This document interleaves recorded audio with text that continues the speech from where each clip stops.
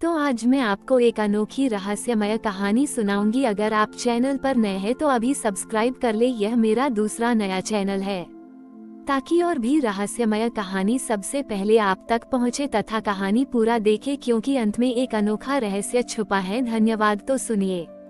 एक शांत और सुरम्य घाटी में, जहां चारों ओर फूलों की सुगंध बिखरी रहती थी, पुष्पवाटिका नाम का एक गांव बसा हुआ था।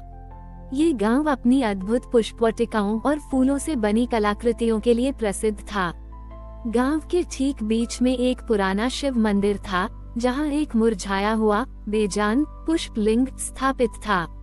यह मान्यता था बड़ी ही कि यह पुष्पलिंग तभी अपनी दिव्य सुगंध और ताजगी प्रकट करता था जब कोई माली अपने कौशल और सुंदरता के अभिमान को त्याग कर विनम्रता और सच्चे हृदय से निस्वार्थ भाव से फूलों और प्रकृति की सेवा करता था, न कि केवल अपनी कारीगरी दिखाने के लिए।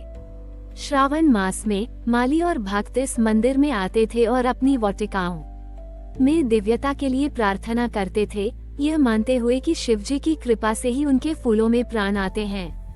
परंतु पिछले कुछ दशकों से पुष्पवाटिका के मौलियों में केवल अपनी पुष्प सृष्टि की सुंदरता और दूसरों पर श्रेष्ठता साबित करने की प्रवृत्ति बढ़ गई थी। वे प्रकृति को केवल एक उपकरण मानते थे जिससे वे अपनी बुद्धि से अधिक सुंदर रचनाएं कर सकें।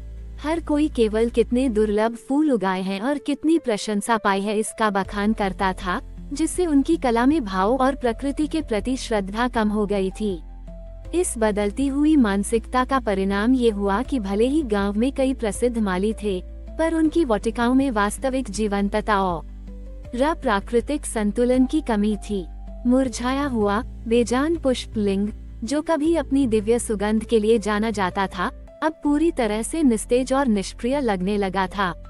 उसमें से कोई भी अलौकिक सुगंध नहीं आती थी। पुष्पवाटिका में एक अजीब सी सृजनात्मक जड़ता और आध्यात्मिक सूखापन आ गया था। श्रावण मास आया, पर मंदिर में कोई उत्साह नहीं था, क्योंकि कोई भी माली उस पुष्पलिंग को जगा नहीं पा रहा था। कुछ पुराने और सच्चे प्रकृति प्रेमी चिंतित थे, क्योंकि उन्हें पता था कि पुष्पलिंग का निष्क्रिय होना उनके भीतर के अभिमान और शिवजी की नाराजगी का संकेत है। गांव में माली सुगधराज नाम का एक युवा और अत्यंत प्रतिभाशाली व्यक्ति था। उसने कई दुर्लभ फूलों की प्रजातियों को विकसित किया था और उसे अपने कौशल पर बहुत घमंड था। वह सोचता था कि पुष्पलिंग को जीवंत करना केवल उसके औजारों और कौशल का काम है, उसमें किसी दैवीय शक्ति या भावना का कोई स्थान नहीं होता। वह अक्सर उन लोगों का उपहास करता था जो प्रकृति में आत्मा या आध्यात्मिक शक्तियों की बात करते थे, क्योंकि उसे लगता था कि ये केवल अज्ञानी लोगों की बातें हैं। उसका मन शिवजी की भक्ति से ज्यादा अपनी माली या श्रेष्ठता और लोगों की प्रशंसा पर केंद्रित था। श्रावण का महीना आया। मुरझाया पुष्पलिंग निष्क्रिय दिख रहा था और पुष्पवाटिका में बाहरी सुंदरता के बावजूद एक अजीब सी आंतरिक कमजोरी थी। श्रावण के पहले सोमवार की सुबह थी। मंदिर के बाहर एक पुराने झरने के पास बैठे एक वृद्ध निर्धन पुजारी, जो वर्षों से पुष्पवाटिका के मौलियों के अहंकार को देख रहे थे, उन्होंने माली सुगधराज को अपने पास बुलाया। सुगधराज को उस साधारण पुजारी पर विश्वास नहीं था, क्योंकि उसे लगता था कि वह क्या ही ज्ञान देगा, पर उस पुजारी की आंखों में उसे एक ऐसी अगाध सरलता दिखी जिसने उसे रुकने पर मजबूर किया। पुजारी ने शांत स्वर में कहा, सुगधराज, यह मुरझाया पुष्पलिंग केवल पत्थर नहीं है, यह प्रकृति की दिव्य चेतना का प्रतीक है, जिसे केवल बाहरी कौशल से नहीं समझा जा सकता। यह इसलिए निष्क्रिय है क्योंकि तुम्हारे भीतर कला का अभिमान और विनम्रता के प्रति अविश्वास बढ़ गया है। शिवजी को केवल सुंदर फूलों से नहीं, बल्कि हृदय की शुद्ध श्रद्धा और निस्वार्थ प्रेम से प्रसन्न किया जाता है। पुष्पलिंग तभी फिर से अपनी दिव्य सुगंध प्रकट करेगा जब तुम अपने भीतर संशयवाद और दिखावे के मैल को हटाकर प्रकृति की विनम्रता अपनाओगे। पुजारी ने सुगधराज को एक चुनौती दी। इस श्रावण में तुम्हें इस मुरझाए पुष्पलिंग को फिर से उसकी दिव्य सुगंध प्रकट करानी होगी। तुम्हें इसके लिए अपने महंगे औजारों या अपने दुर्लभ फूलों का उपयोग नहीं करना है, बल्कि अपने भीतर के सबसे बड़े अवरोध का त्याग करना होगा।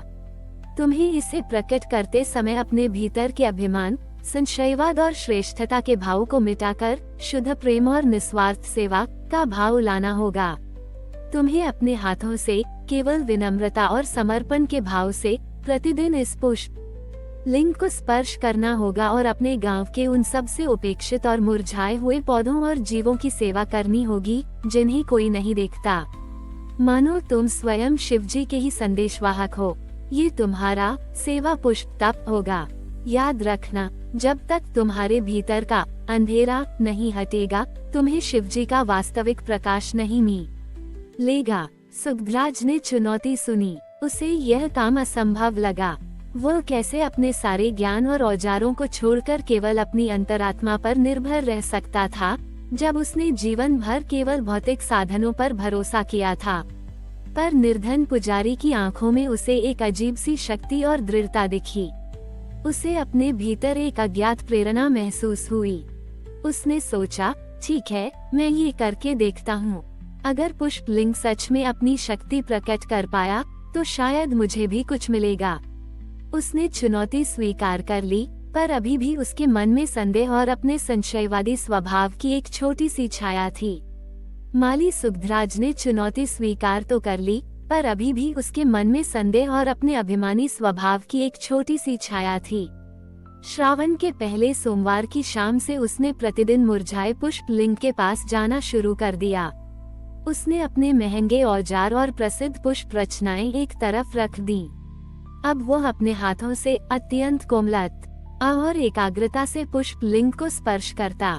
वह केवल उसकी बाहरी बनावट को महसूस नहीं करता था, बल्कि अपने भीतर की अंतरात्मा की धड़कन और प्रकृति की अदृश्य ऊर्जा को समझने का प्रयास करता था। यह एक अभूतपूर्व कार्य था। एक माली जिसने जीवन भर केवल बाहरी सुंदरता का जादू बिखेरा था, वह अब मौन रहकर प्रकृति की सच्ची आत्मा को खोज रहा था। उसे यह बहुत कठिन लगा। उसके हाथ दुखते और उसका मन अक्सर उसे याद दिलाता कि यह सब व्यर्थ है, क्योंकि उसे कोई दृश्यमान परिवर्तन दिख नहीं रहा था। उसे एहसास हुआ कि जो कलात्मक ज्ञान उसे कभी उसकी सबसे बड़ी ताकत लगता था, वही अब उसे विनम्रता और प्रकृति के प्रति सच्ची श्रद्धा सिखा रही थी। उसका अभिमान ही उसके भीतर अशांति का कारण था।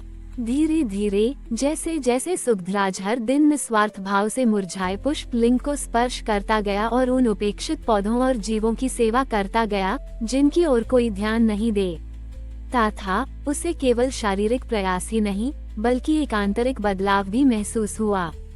हर सुबह जब वह पुष्प लिंग को छूता और शिवजी का स्मरण करता, तो उसे अपने भीतर के अहंकार और दिखावे को शांत करना पड़ता था।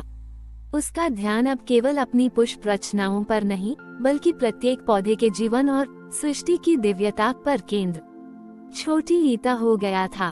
ये स्पर्श केवल देखभाल करना नहीं था, ये उसके आत्मा का शुद्धिकरण बन रहा था, शिवजी को अर्पित एक तपस्या। वह अब किसी को कुछ साबित करने के लिए ये सब नहीं कर रहा था, बल्कि अपने भीतर की शांति और उस पुराने विश्वास के भाव को वापस लाने के लिए कर रहा था, जिसे उसने कभी नकार दिया था। श्रावण का दूसरा सोमवार आया। मुरझाया पुष्प लिंग अभी भी पूरी तरह से अपनी दिव्य सुगंध प्रकट नहीं कर रहा था और पुष्पवाटिका में निराशा गहरी थी। सुगधराज लगभग थककर चूर हो चुका था। उसके शरीर में ऊर्जा कम थी, पर उसके मन में एक अद्भुत शांति थी जो उसने पहले कभी अनुभव नहीं की थी। दूसरे सोमवार की सुबह जब वह पुष्प लिंग पर काम कर रहा था, तो उसने देखा कि मंदिर के बाहर एक नन्हा पक्षी जो पंख फड़फड़ा रहा था पर उड़ नहीं पा रहा था, एक मुरझाए हुए फूल के पास पड़ा था। उस निरीह जीव की पीड़ा और उस मुरझाए फूल की बेजानता को देखते ही सुगधराज के भीतर एक असीम करुणा का संचार हुआ। उसे लगा जैसे शिवजी स्वयं इस छोटे से प्राणी के रूप में उसे संदेश दे रहे हैं कि सच्ची सुंदरता केवल खिले हुए फूलों में नहीं, बल्कि एक निस्वार्थ प्रयास और दूसरों में जीवन का संचार करने में है। उसने अपनी अंतिम शक्ति से उस पक्षी को धीरे से उठाया, उसे थोड़ा पानी पिलाया और उस मुरझाए हुए फूल को प्यार से सींचा, इस बार किसी दिखावे के लिए नहीं, बल्कि केवल निस्वार्थ प्रेम और समर्पण के भाव से। और तभी एक अद्भुत चमत्कार हुआ। मुरझाया हुआ बेजान पुष्प लिंग, जो दशकों से निष्क्रिय और नीरस था, अचानक एक तीव्र चमकीले प्रकाश से जगमगा उठा। उसके भीतर से एक अद्भुत अलौकिक सुगंध पूरे मंदिर और पुष्पोटिका में फैल गई और वह स्वयं एक ऐसे खिले हुए कमल के फूल जैसा दिखने लगा जिसकी सुंदरता अद्वितीय थी। उसकी आभा इतनी विशाल और तेजस्वी थी कि उसने पूरे मंदिर को ही नहीं बल्कि पूरे पुष्पोटिका को प्रकाशित कर दिया। मंदिर में फैला अहंकार और निराशा का माहौल तुरंत एक गहन शांति और आनंद में बदल गया। सबसे हैरान करने वाली बात ये हुई कि सभी मौलियों के मन से अभिमान का अंधकार छांट गया और उन्हें अपने भीतर ही एक नई आध्यात्मिक ऊर्जा और शांति महसूस हुई। पुष्पोटिका में फैली अशांति तुरंत विश्वास, प्रेम और सामूहिक सद्भाव में बदल गई। गांव के लोग और माली जो उस अद्भुत सुगंध और पुष्पलिंग की नई भव्यता से आकर्षित होकर मंदिर की ओर दौड़े, वे मुरझाए पुष्पलिंग को पूरी तरह से जीवंत और तेजस्वी देखकर हक्के बक्के रह गए। उन्होंने सुगधराज को विनम्रता से पुष्पलिंग के सामने खड़े देखा। उसके चेहरे पर एक ऐसी दिव्य शांति और करुणा थी जो पहले कभी नहीं थी। उन्हें एहसास हुआ कि यह केवल एक चमत्कार नहीं था, बल्कि सुगधराज के भीतर के कलागत अभिमान, त्याग और अटूट निस्वार्थ सेवा का प्रतिबिंब था, जिसने गांव को सत्य के उजाले से भर दिया था। पुष्पोटिका वास्तव में सच्ची कला, विनम्रता और आध्यात्मिक अंतर्दृष्टि का स्थान बन गया था। सुगधराज, जो कभी अहंकारी और अपनी पुष्प रचनाओं में लीन रहने वाला माना जाता था, अब पुष्पोटिका के लिए एक प्रेरणा और सच्चा गुरु बन गया। उसने मौलियों और लोगों को सिखाया कि सच्ची सुंदरता केवल बाहरी फूलों में नहीं, बल्कि अपने भीतर की विनम्रता, निस्वार्थ प्रेम और हर जीव में जीवन का संचार करने में मिलती है। मुरझाया पुष्पलिंग अब केवल मंदिर का प्रतीक नहीं था, बल्कि एक निरंतर याद दिलाता था कि सच्ची भक्ति और आत्मा का समर्पण ही सबसे बड़ा प्रकाश है और वही हमें शिव जी के वास्तविक स्वरूप से जोड़ता है। हमारी और भी आध्यात्मिक एवं अनोखी कहानियाँ देखने के लिए हमारे चैनल पर जाएं तथा धार्मिक एवं पौराणिक अनोखी कहानियाँ हमारे चैनल पर है। कृपया जाके देखें तथा हमारे चैनल को सब्सक्राइब करके रखें और वीडियो लाइक जरूर करें। धन्यवाद।